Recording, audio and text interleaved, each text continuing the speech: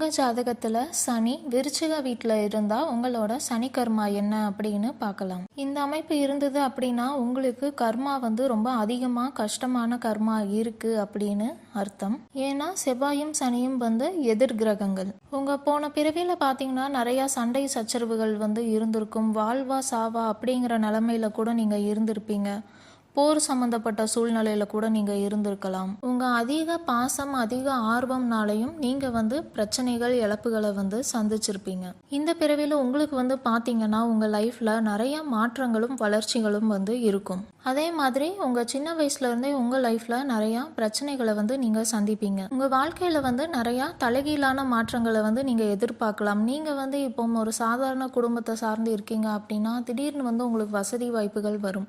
இல்லை வசதி வாய்ப்புகளோடு இருக்கீங்க அப்படின்னா திடீர்னு நீங்கள் ஏழ்மைக்கு போகிறதுக்கான வாய்ப்பும் இருக்குது. உங்கள் லைஃப்பில் உங்களுக்கு டிவோர்ஸ் நடந்திருக்கிறதுக்கான வாய்ப்பு இருக்குது. இல்லைனா உங்களுக்கு பிடிச்ச இடத்த விட்டு நீங்கள் வேறு இடத்துக்கு போகிற மாதிரியான சூழ்நிலை வரும். உங்களை அப்செட் பண்ணுற மாதிரி உங்களை இமோஷ்னலாக ரொம்ப ஃபீல் பண்ண வைக்கிற மாதிரியான மாற்றங்கள் உங்கள் வாழ்க்கையில் நிறையாவே இருக்கும். இதனால் நீங்கள் என்ன நினைப்பீங்க அப்படின்னா லைஃப்பில் எல்லாமே ரொம்ப ஒரு நிலையாக இருக்கணும் அப்படின்னு நினச்சா அதில் நீங்கள் ரொம்ப கவனம் செலுத்துவீங்க.